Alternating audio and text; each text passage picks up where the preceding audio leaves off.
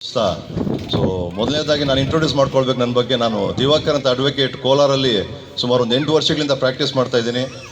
Rizwan sir ನನಗೆ ಸುಮಾರು ಒಂದು 5-6 ವರ್ಷದಿಂದ ಪರಿಚಯ ಇದ್ದಾರೆ. ಸೊ ಸಾಕಷ್ಟು ನನಗೆ ಫ್ಯಾಮಿಲಿ ಕೇಸಸ್ ಕೂಡ ಅವ್ರು ರೆಫರ್ ಮಾಡಿದರು.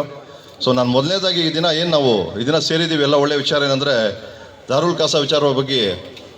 ಯಾಕಂದರೆ ನಾವು ಈ ನಡುವೆ ಯಾವಾಗ ತಲಾಕ್ ಬ್ಯಾನ್ ಆಯಿತೋ ತದನಂತರ ಸಾಕಷ್ಟು ಕೇಸಸ್ಸು ಮ್ಯಾಟ್ರಿಮೋನಿಯಲ್ ಡಿಸ್ಪ್ಯೂಟ್ಸ್ ಫ್ಯಾಮಿಲಿ ಕೋರ್ಟಲ್ಲಿ ನಾನು ನೋಡ್ತಾ ಇದ್ದೀನಿ, ಅಬ್ಸರ್ವ್ ಮಾಡ್ತಾ ಇರೋ ಬಗ್ಗೆ.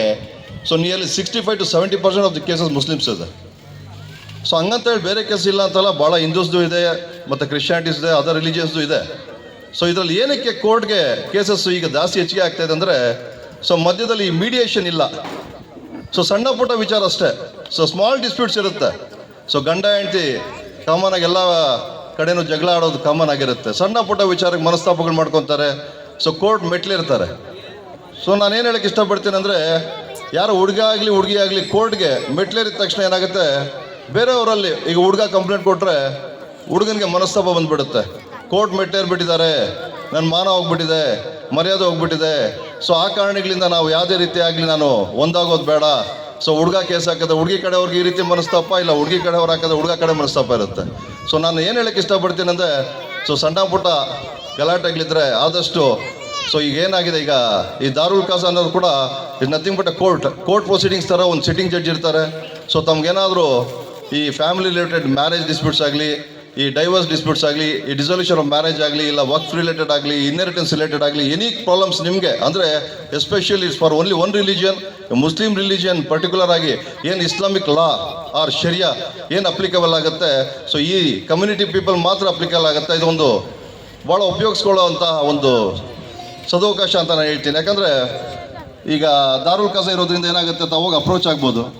ಸೊ ತಮ್ಮಲ್ಲಿ ಏನಾದರೂ ಗಲಾಟೆಗಳು ಜಗಳಗಳು ಏನಾದರೂ ಗಂಡ ಹೆಂಡತಿ ವಿಚಾರ ಇದ್ದರೆ, ಸೊ ಖುದ್ದಾಗಿ ಅವರೇ ನಿಮಗೆ ಪ್ರಾಬ್ಲಮ್ಸ್ನ ಸಾಲ್ವ್ ಮಾಡ್ತಾರೆ. ಸೊ ಚಾನ್ಸಸ್ ಆಫ್ ರಿಯೂನಿಯನ್ ಅಂದರೆ ಈ ಗಂಡ ಹೆಂಡತಿ ಗಲಾಟೆ ವಿಚಾರಗಳಲ್ಲಿ ಏನಾದರೂ ಈ ಸಣ್ಣ ಪುಟ್ಟ ಇದ್ದರೆ ರಿಯೂನಿಯನ್ ಆಗ್ತಾರೆ, ಪ್ಯಾಚಪ್ ಆಗಿಬಿಡ್ತಾರೆ. ಈ ಕೋರ್ಟು ಮೆಟ್ಲೇರದ ಖಂಡಿತವಾಗ್ಲೂ ಸೊ ಏನಾಗುತ್ತೆ ಅಂದರೆ, ಈ ಕೋರ್ಟ್ಗೆ ಹೋಗ್ಬೋದು. ಕೋರ್ಟಲ್ಲಿ ಏನಾಗುತ್ತೆ, ಕೇಸ್ ಹಾಕಿದ ಕೂಡಲೇ ಈ ಹುಡುಗಿಯವರು ಒಂದು 4 ಕೇಸ್ ಹಾಕ್ತಾರೆ. ಈ domestic violence case, 498A case, section 3 and 4 dowry prohibition act case, ಈ ರೀತಿ ಒಂದು 3-4 ಕೇಸ್ ಹಾಕಿದ ಕೂಡಲೇ ಏನಾಗುತ್ತೆ, ಪ್ಯಾಚಪ್ಪೇ ಆಗಲ್ಲ. ಅದು ಹುಡುಗ ಭಾಳ ರಿಜಿಡ್ ಆಗಿಬಿಡ್ತಾರೆ. ಇಲ್ಲ ಖಂಡಿತವಾಗ್ಲೂ ನನ್ನ ಮೇಲೆ ಭಾಳ ಕೇಸಸ್ ಹಾಕಿದ್ದಾರೆ, ನನ್ನ ಮೇಲೆ ಹಾಕಿದ್ದಾರೆ, ನನ್ನ ಫ್ಯಾಮಿಲಿ ಮೇಲೆ ಹಾಕಿದ್ದಾರೆ, ತಂದೆ ತಾಯಿನೆಲ್ಲ ಸೇರಿಸಿದ್ದಾರೆ, ಸಿಸ್ಟರ್ ಇಲ್ಲ ಬ್ರದರ್ ಇಲ್ಲ ಸೇರಿಸಿದ್ದಾರೆ. ಸೊ ಆ ಕಾರಣಗಳಿಂದ ನಾನು ಯಾವುದೇ ರೀತಿ ಆಗಲಿ ನನಗೆ ಈ ಹುಡುಗಿ ಬೇಡ, ಆ ರೀತಿ ಒಂದು ಸ್ಟ್ರಾಂಗ್ ಮೈಂಡ್ಸೆಟ್ ಬಂದುಬಿಡ್ತಾರೆ.